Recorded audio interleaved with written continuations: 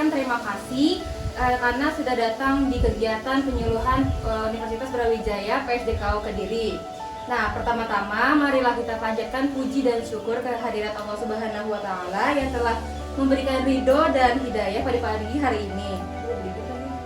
Sehingga kita bisa berkumpul di tempat ini dalam keadaan sehat walafiat. Amin. Dan tak lupa sholawat serta salam kami junjungkan kepada Nabi Muhammad SAW, yang mana kita nantikan syafaat di hari akhir nanti. Dan saya ucapkan terima kasih kepada ibu-ibu yang sudah berkenan hadir untuk mengikuti penyuluhan yang kami adakan. Semoga apa yang nanti saya dan teman-teman saya sampaikan bisa bermanfaat bagi ibu-ibu semua. Sebelum itu, perkenalkan, nama saya Jihan Hanifah Mumtaz. Dan di sini saya juga membawa rekan saya. Perkenalkan, nama saya Umairul Tirkatika. Saya Janiana Rokafiani. Dan saya Nurul Atiko. Nah, jadi di sini kita akan membawakan penyuluhan mengenai pupuk yang kami yakin ibu-ibu semua sudah mengerti mengenai apa itu pupuk, bagaimana cara pemakaian pupuk tersebut. Tapi di sini kita akan membawakan apa itu pupuk anorganik yang akan disampaikan oleh teman saya. Silakan. Baik ibu-ibu, di sini saya ingin menjelaskan sedikit mengenai pupuk yang pertama, yaitu adalah pupuk urea. Di sini pupuk urea merupakan pupuk yang memiliki unsur di mana itu adalah namanya nitrogen.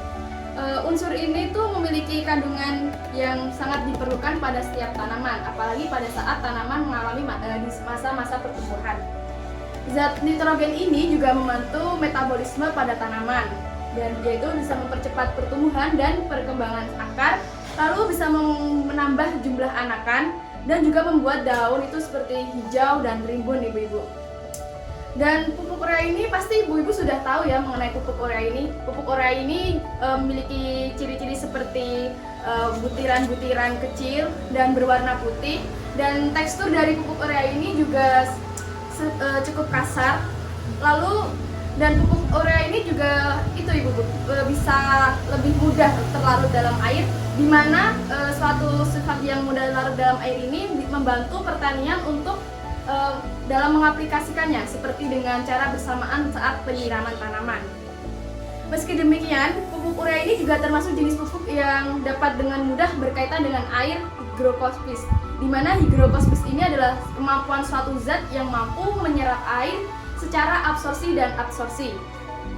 Dan sebaiknya perlakuan dalam penyimpanan pupuk urea ini bisa dilakukan dengan di tempat kering dan ditutup rapat agar tidak mengalami penguapan dan pencairan pada pupuk urea. Dan di sini pun terdapat manfaat ibu-ibu jika ibu-ibu menggunakan pupuk urea tersebut. Manfaatnya untuk tanaman yaitu seperti ini. Bisa menjadikan tanaman ibu-ibu itu daunnya itu lebih hijau, lebih segar dan lebih lebat. Dan selain itu, pupuk urea ini juga mempercepat pertumbuhan karena pupuk urea ini lebih fokus kepada perkembangan akar, di mana akar itu adalah suatu yang membuat tanaman menjadi faktor utama dalam perkembangan tanaman. Dan pupuk ini juga meningkatkan jumlah kandungan protein dalam tanaman.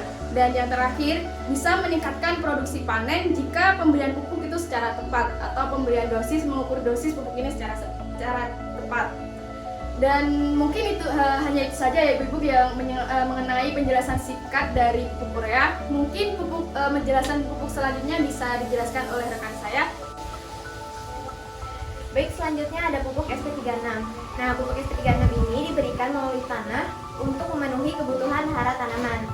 Nah, pupuk SP36 ini dapat diaplikasikan untuk semua jenis tanaman, baik tanaman hortikultura, terus tanaman pangan, maupun tanaman industri atau perkebunan.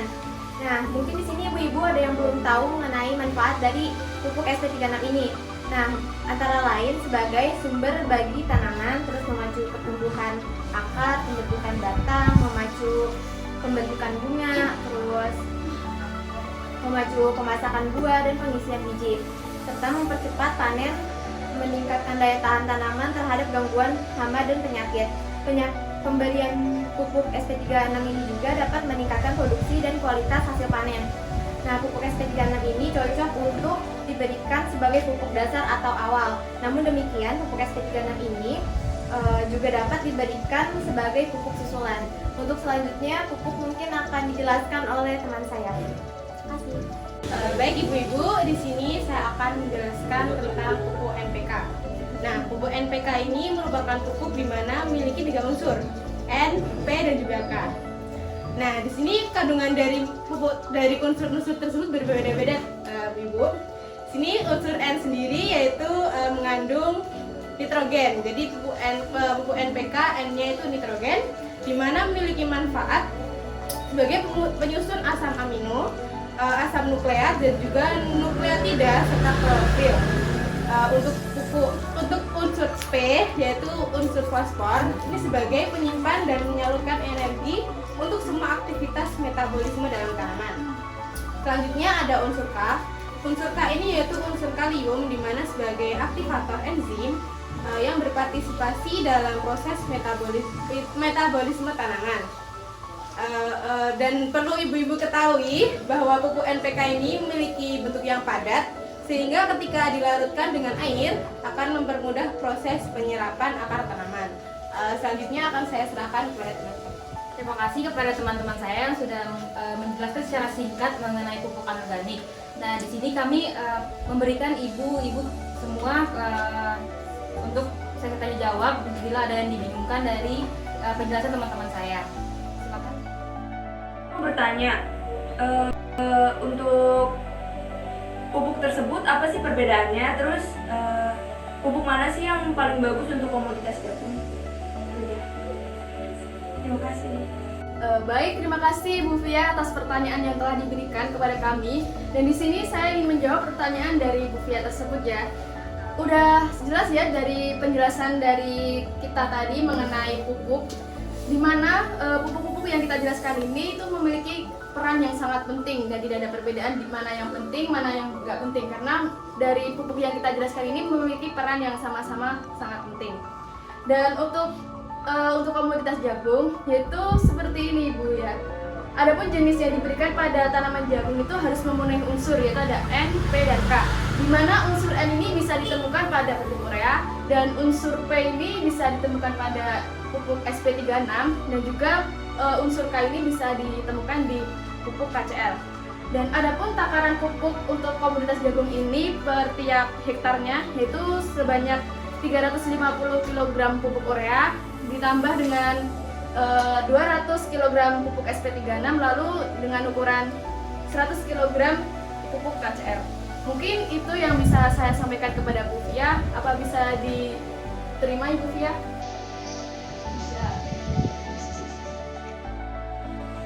Silakan Ibu Dela. Saya ingin bertanya, apakah dalam jangka waktu lama pupuk tersebut bisa digunakan? Terima kasih.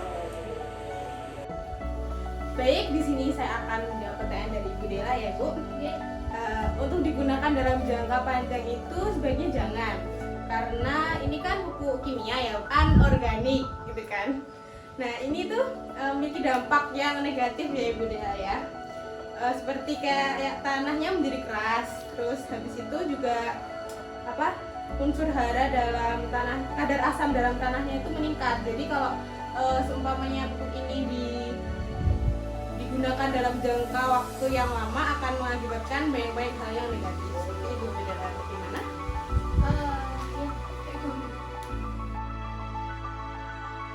Ya, silakan dari Ibu Mantela. Baik, terima kasih. Saya ingin bertanya, mengapa pupuk SP36 itu diberikan pada awal penanaman ya? Terima kasih. Baik, terima kasih atas pertanyaannya Ibu Sela. Saya izin menjawab. Jadi fosfor adalah salah satu unsur hara yang dibutuhkan dalam jumlah besar. Nah, tanaman membutuhkan unsur P sepanjang masa kehidupannya, mulai dari awal tanaman hingga tanaman berproduksi. Nah, seperti yang sudah kita ketahui, di pupuk SP36 ini mengandung unsur P, yang dimana unsur P ini berperan dalam memacu pertumbuhan akar dan pembentukan batang. Oleh karena itu, pupuk SP36 ini direkomendasikan pada pemupukan di awal sebagai bahan dasar pupuk. Gitu. Terima kasih. Sama-sama. Baik, saya ingin bertanya, kalau untuk tanaman sayuran kayak sayuran hijau sawi gitu, bagusnya pakai pupuk yang mana ya? Terima kasih. Baik, terima kasih pertanyaannya untuk Ibu Yesi. Di sini saya izin menjawab. Untuk tanaman sayur sendiri itu tuh lebih bagus menggunakan pupuk urea karena tadi kan sudah dipaparkan juga oleh teman saya bahwa pupuk urea itu memiliki manfaat, yaitu bisa membuat daun itu lebih terlihat hijau dan terlihat lebih segar. Dan itu pemberian pupuk urea juga bisa mempercepat tinggi tanaman serta juga bisa memperbanyak anakan tanaman. Dan ditambah pupuk urea juga bisa meningkatkan kandungan protein dalam tanaman. Jadi pupuk urea juga tuh bukan hanya bisa digunakan di tanaman sayuran, tapi itu juga bagus untuk dipakai di tanaman-tanaman yang lain seperti tanaman jagung juga bagus pupuk urea karena pupuk urea juga bisa meningkatkan hasil dari panen itu sendiri. Permisi Mbak, saya mau tanya, dari ketiga jenis pupuk yang telah dijelaskan tadi apa bisa buat tanaman lahan basah ya, seperti padi sawah? Makasih Mbak. Baik, di sini saya akan menjawab pertanyaan dari Ibu Diana ya. Jadi di sini Bu, dari pertanyaan Ibu itu bisa karena tanaman padi itu membutuhkan pupuk yang mengandung N, P dan juga K yang lengkap untuk menjamin menjamin semua unsur hara yang ada di padi tersebut dan juga untuk meningkatkan produksi serta hasil panen padi yang berkualitas seperti itu Ibu Diana. Walah, dia Mbak Matersuan nggih. Permisi Mbak, saya juga mau tanya, bagaimana ya cara mengaplikasikan pupuk agar hasilnya dapat maksimal? Terima kasih. Baik, terima kasih atas pertanyaannya Ibu Ferinda. Pertanyaannya itu kan bagaimana cara mengaplikasikan pupuk agar hasilnya optimal. Nah, caranya itu dengan cara menyebar pupuk secara merata pada sekitar tanah-tanah penanaman atau pada waktu pembajakan. Nah, pemupukan dengan cara biasanya dilakukan sehari sebelum tanam, kemudian diinjak-injak agar pupuk masuk ke dalam tanah. Bagaimana Ibu Ferinda? Oh alah, seperti itu. Terima kasih Mbak. Sekian penjelasan singkat mengenai pupuk anorganik dari kami. Kurang lebihnya mohon maaf. Kami pamit undur diri. Wassalamualaikum warahmatullahi